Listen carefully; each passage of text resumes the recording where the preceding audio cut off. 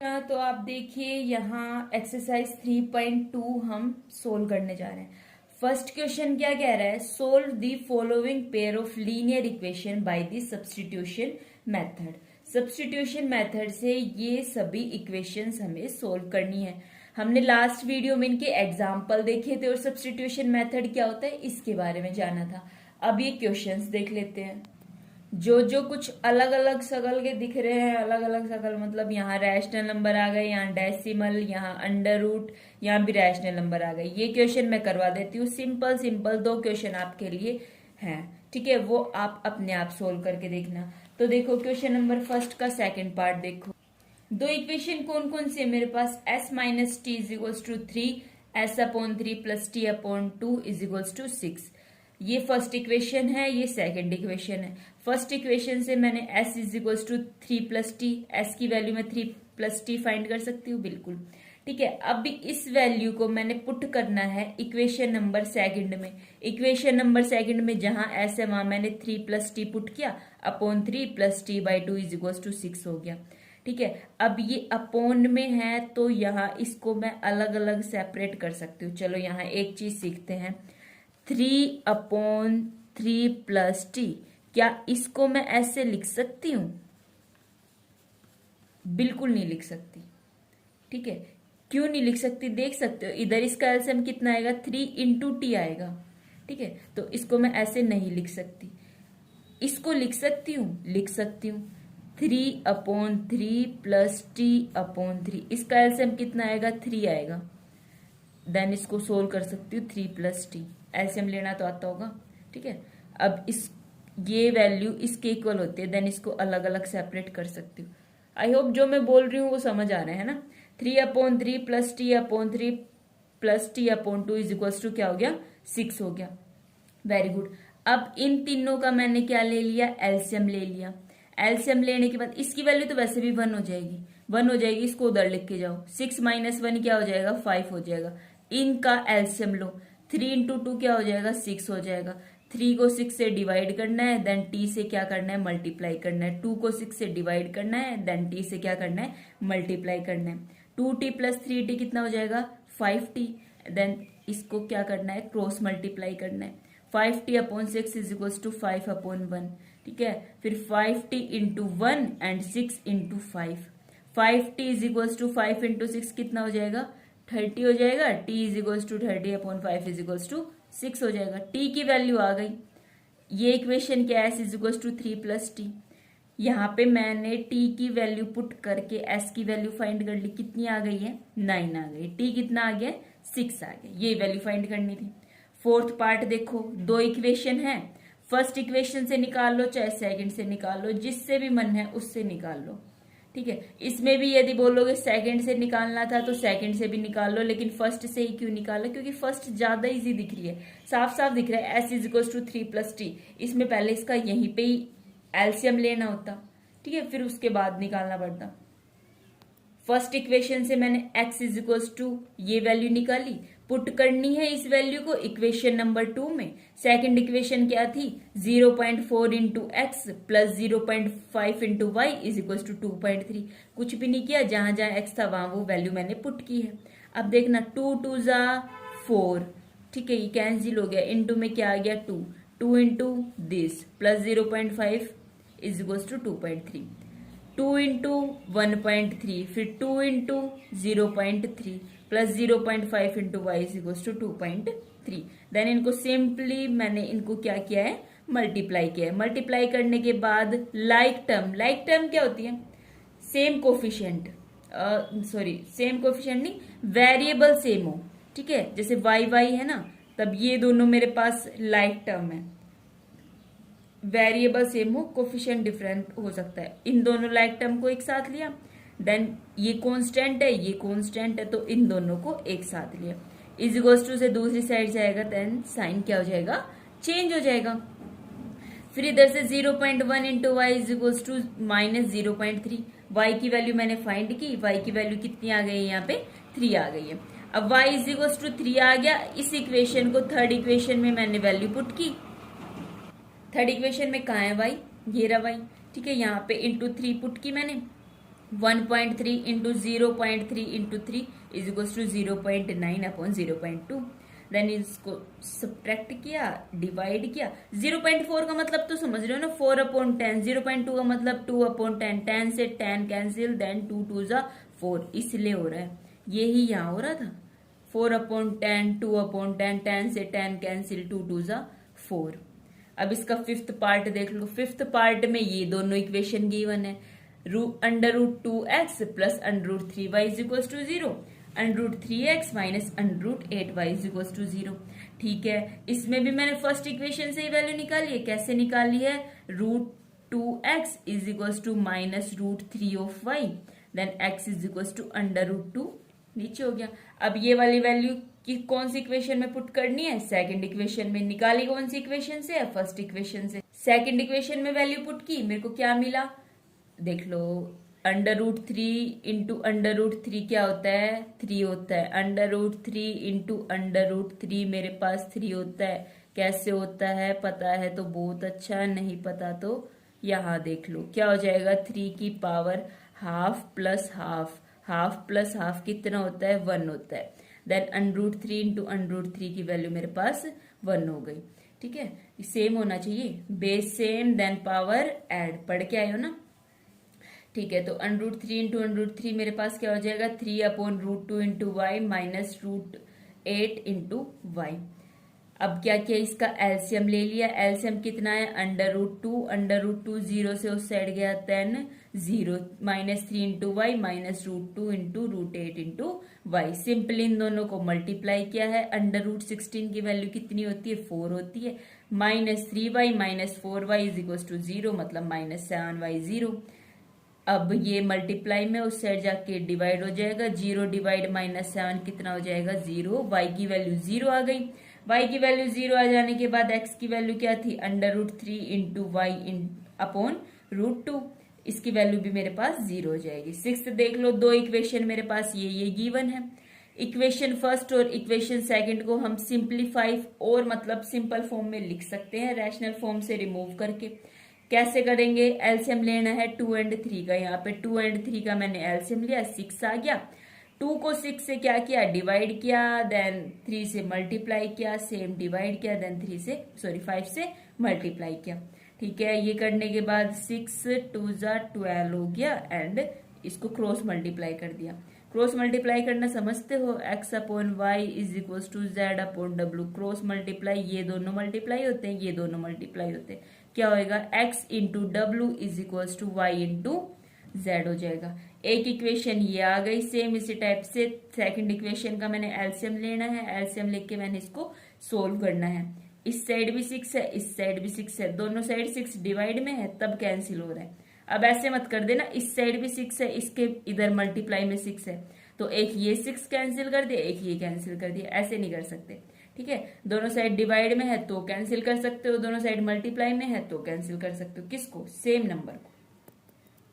ठीक है, फिर 2x plus 3y is equal to 13। इसको सोल्व करने के बाद मेरे पास इक्वेशन ये आ गई।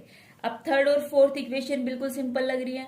उधर से मैं क्या कर सकती हूँ? x is equal to 13 minus 3y upon 2। x की वैल्यू मैंने फाइंड की, देन वो वैल्यू मैंने किस में पुट की है? इक्वेशन नंबर 4 में पुट की है। मैंने वैल्यू पुट की, वैल्यू पुट करने के बाद 9 और 2 कैंसिल नहीं हो सकते ना, देन इसका सिंपली एलसीएम ले लो। एलसीएम कितना आ जाएगा? 2 आ जाएगा। उस 2 को मैंने इधर मल्टीप्लाई कर दिया, डायरेक्ट कर रखा है। आ रहा है ना समझ में? 9 into 13 minus 3y minus 10 into 2। ये 2 कहाँ से है? एलसीएम ले रहे हैं ना, तब आ रहा है। कंफ्यूज नहीं होना। ठीक है, 9 इंटू 13 एंड 9 इंटू 3। इसको सिंपली मैंने मल्टीप्लाई किया। मल्टीप्लाई करने के बाद मैंने लाइक टर्म को एक साथ ऐड किया एंड जो कांस्टेंट टर्म थी उनको एक साथ किया। एक साथ करने के बाद मेरी y की वैल्यू कितनी आ गई? 141 अपॉन 47। 47 3 जा कितने होते हैं? 141। ठीक है, अब क्वेश्चन नंबर सेकंड देखो। सेकंड क्वेश्चन कह रहा है सोल्व करनी है ये दो इक्वेशन और उसके बाद फाइंड करनी है m की वैल्यू, जिसके लिए मेरे पास y is equal to mx plus 3 ये क्या हो जाए? सेटिस्फाई हो जाए। ठीक है, तो भाई क्वेश्चन देखो क्या कह रहा है। ये दो इक्वेशन है मेरे पास। ठीक है भाई, फर्स्ट इक्वेशन से मैंने x की वैल्यू फाइंड की, बिल्कुल ये वैल्यू मैंने x की सेकंड इक्वेशन में पुट की सेम उसी टाइप से कैंसिल हो रहा है तो बहुत बेस्ट है, नहीं हो रहा तो एलसीएम लेके करना है, एलसीएम लेके क्रॉस मल्टीप्लाई करना है, बट ये तो इधर ही कैंसिल हो रहा है तो और अच्छी बात है। 11 minus 3y minus 4y is equal to minus 24। Then like term को एक साथ ऐड करना है, कॉन्स्टेंट टर्म को एक साथ रखना है। y की वैल्यू कितनी आ गई यहाँ पे मेरे पास 5 आ गई है, y इज इक्वल टू 5 आ गई है, x is equal to 11 minus 3y upon 2 मैंने लेट तो क्या फर्स्ट इक्वेशन से निकाला था, तब y की वैल्यू यहाँ पुट करनी है, देन इसको सोल्व करके मेरे पास x की वैल्यू कितनी आ जाएगी -2 आ जाएगी। अब देखना तब मैं x प्लस वाई कर रही हूं तब इसकी वैल्यू 3 आ रही है, मेरे को y is equals to M X plus 3 इस इक्वेशन में मेरे को m की वैल्यू निकालनी है। तो कुछ समझ रहे हो, y plus X is equals to 3, तब यहां से y की वैल्यू निकाल के देखो, y is equals to minus X plus 3 कर सकते हो, ये प्लस एक्स है उस साइड जाएगा minus X plus 3, y is equals to M X plus 3। इसका मतलब क्या समझ रहे हो, x का कोफिशिएंट कितना है -1, तो इधर x का कोफिशिएंट क्या है m, then m is equals to कितनी वैल्यू हो गई मेरे पास -1। अब हो सकता है फर्स्ट क्वेश्चन और सेकंड क्वेश्चन आपका हो गया हो, थर्ड क्वेश्चन जानना चाह रहे हो, ठीक है। तो अब थर्ड क्वेश्चन देखो क्या कह रहा है, form the pair of linear equation for the following problem and find their solution by the substitution method. क्या समझे कि फॉर्म करनी है pair of linear equation in following problems की और फाइंड करना है उनका सॉल्यूशन किससे, सब्स्टिट्यूशन मेथड से। ओके फर्स्ट देखो क्या कह रहा है, the difference between the two number is the 26। दो नंबर है, दो नंबर के बीच का डिफरेंस कितना है 26 है, और एक number is 3 time the other, more than 3 and 3 time का मतलब अब तक तो समझ गए होंगे ना, 3 टाइम मतलब 3 इंटू, मोर देन 3 मतलब 3 ऐड, मोर देन 3 मतलब 3 और ज्यादा, देन 3 ऐड हो रहा है, ठीक है। अब यहां देखो क्या है 3 टाइम है, देन 3 इंटू, एक नंबर दूसरे नंबर के 3 टाइम है, देन नंबर फाइंड करना है मेरे को, वो कौन कौन से नंबर है, ठीक है। तो मैंने नंबर कंसीडर कर लिया है कि मेरे पास नंबर कौन कौन से होंगे, वो x और y नंबर होंगे। कोई चीज मेरे को नहीं पता तो मैं उनको क्या लेट करती हूँ x एंड y। अब यहाँ 2 के लिए बोला है तो x एंड y, 3 के लिए बोलता तो x y z, मतलब कोई भी वेरिएबल आप कंसीडर कर सकते हो। अब क्या दिया हुआ है कि difference of 2 number is the 26 and 1 number is the thrice of the another number. अब आप इसका सॉल्यूशन इजीली फाइंड कर सकते हो, x is equal to 3y, simply 3y यहां पुट करो, y की वैल्यू निकालो, y की वैल्यू आ जाने के बाद यहां पुट करो, देन x की वैल्यू निकालो।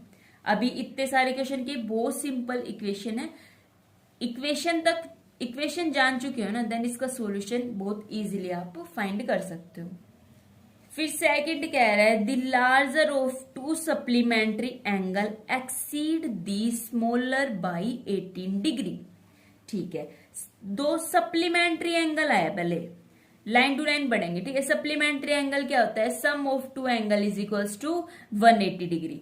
फिर कह रहा है 2 एंगल है, एक बड़ा होगा एक छोटा होगा, तो जो बड़ा वाला एंगल है ना एक्सीड मतलब ज्यादा है, बाय एक्सीड दी स्मॉलर, छोटे वाले से ज्यादा है कितना 18 डिग्री, उन एंगल को फाइंड करना है, ठीक है। तो मैंने मान लिया मेरे पास 2 एंगल कौन कौन से है, x degree and y degree. क्या दिया हुआ है, सप्लीमेंट्री एंगल है, then the sum of 2 angle is equals to 180 degree and the, इसको लार्जर मान लिया, कोई भी मान सकते हो आप, y को लार्जर मान लो, चाहे y is equals to x plus 18 कर दो, चाहे x is equals to y plus 18 कर दो, दोनों में से कोई भी एक एंगल लार्जर मान लिया। क्या बोल रहा है कि larger angle is equals to 18 more than the smaller angle, ठीक है।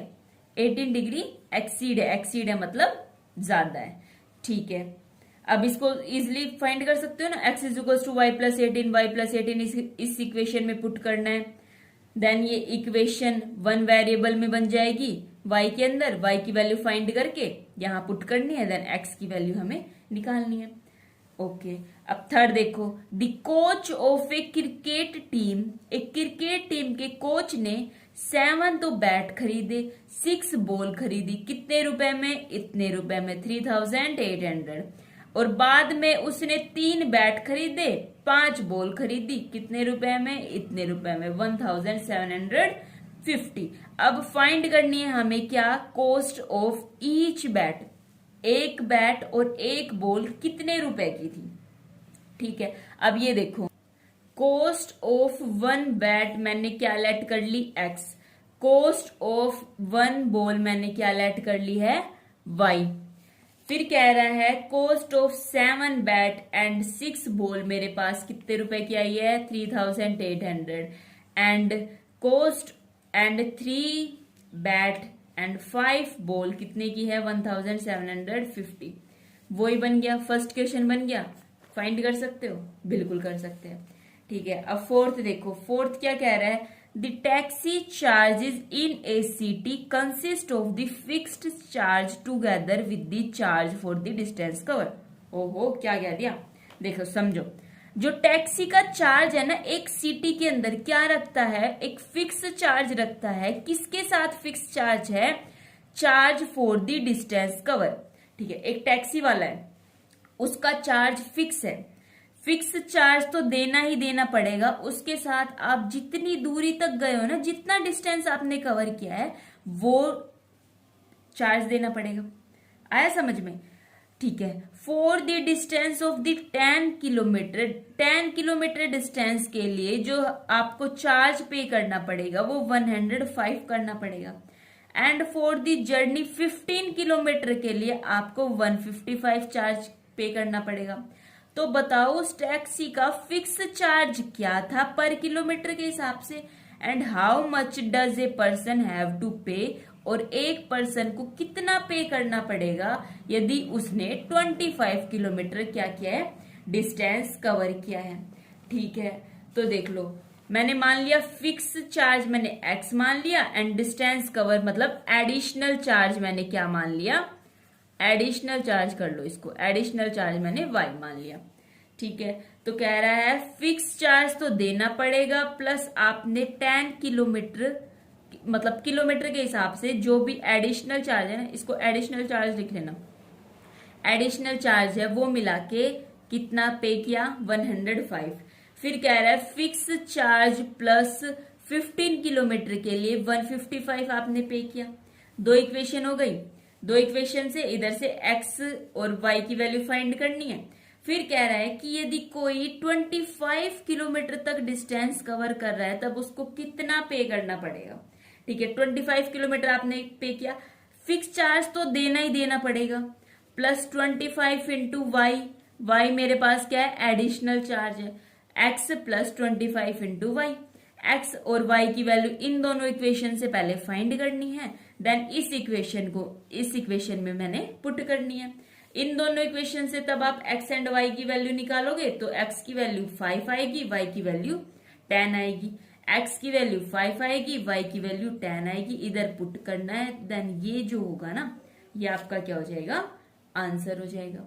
ठीक है, फिफ्थ देखो, ए फ्रैक्शन बिकम 9/11। एक फ्रैक्शन मेरे पास 9/11 कब आ रही है, इफ 2 इज एडिड, यदि 2 को ऐड कर रही हूं किसके अंदर, न्यूमरेटर एंड डेनोमिनेटर के अंदर। न्यूमरेटर एंड डेनोमिनेटर क्या होता है, x/y है, देन x मेरे पास न्यूमरेटर है, y मेरे पास क्या है, डेनोमिनेटर है। ठीक है, यदि मैं x + 2 y + 2 कर रही हूं देन 9/11 आ रहा है। If 3 is added to both, और यदि 3 ऐड कर रही हूं ना न्यूमरेटर एंड डेनोमिनेटर में तब मेरे पास क्या आ रहा है, 5/6। उस फ्रैक्शन को, वो फ्रैक्शन बतानी कि वो फ्रैक्शन क्या होगी। ठीक है, तो देख लेते हैं। पहले मेरे को बतानी है कि भाई क्या फ्रैक्शन होगी, तो मैंने उस फ्रैक्शन को ही लेट कर लिया, मान लिया मैंने फ्रैक्शन मेरे पास x/y होगी। 2 ऐड किया न्यूमरेटर एंड डेनोमिनेटर में तब 9/11 आया, इसको क्रॉस मल्टीप्लाई किया, क्रॉस मल्टीप्लाई करके मेरे पास एक इक्वेशन ये हो गई। ठीक है, फिर उसके बाद क्या कह रहा है कि 3 ऐड किया है मैंने किसमें, न्यूमरेटर एंड डेनोमिनेटर में, तब मेरे पास क्या इक्वेशन आ रही है, 5/6। सेम इसको भी क्रॉस मल्टीप्लाई किया, क्रॉस मल्टीप्लाई करने के बाद मेरे पास ये इक्वेशन आ गई, 2 इक्वेशन आ गई। ठीक है, 2 इक्वेशन को सब्स्टिट्यूशन मेथड से इजिली सोल्व कर सकते हो। ठीक है, अब तो ये हमने सीख लिया है। लास्ट देखो, 5 years hence the age of Jacob will be 3 times that of his son। ठीक है, ये एज और मतलब डॉटर की एज या सन की एज या उसके फादर की एज, ऐसे क्वेश्चन बहुत कर चुके हैं ना। एक ये और देखो, 5 years ago Jacob age was the 7 times that of his son। उनकी प्रेजेंट एज फाइंड करनी है। जो एज फाइंड करनी है सबसे पहले उसको लेट करेंगे और एक एक लाइन को ध्यान से पढ़ेंगे। क्या कह रहा है, age of the Jacob, Jacob की एज विल बी हो जाएगी 3 टाइम, 3 गुना दैट ऑफ हिज सन, उसकी सन की एज से। फिर कह रहा है 5 years एगो, एगो मतलब क्या होता है, पहले। जैकोब की age was the 7 time that of his son, Jacob की एज क्या थी, 7 टाइम थी, 5 साल पहले। ठीक है, 7 टाइम मतलब 7 गुना थी उसके बेटे की एज से। देन उनकी प्रेजेंट एज मेरे को फाइंड करनी है। तो देखो भाई क्या हो जाएगा, मैंने लेट कर ली है कि जैकोब की एज मेरे पास x है और उसके सन की एज मेरे पास कितनी है, y है। जैकोब की age is 3 time of his son age, 5 साल पहले दोनों की एज मेरे पास क्या हो जाएगी, ये हो जाएगी।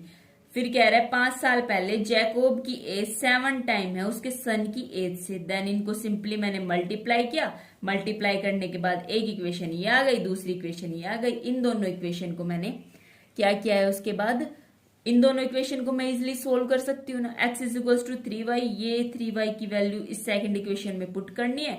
सब्स्टिट्यूशन मेथड से मैं इसको क्या कर सकती हूँ, सोल्व कर सकती हूँ। एंड x एंड y की वैल्यू मैंने क्या करनी है, फाइंड करनी है। ठीक है, तो इस वीडियो में फिर इतना ही रखते हैं। अगली वीडियो में हम क्या जानेंगे, एलिमिनेशन मेथड के बारे में जानेंगे, इसके एग्जाम्पल सोल्व करेंगे। देन उसके बाद एक्सरसाइज 3.3 करेंगे।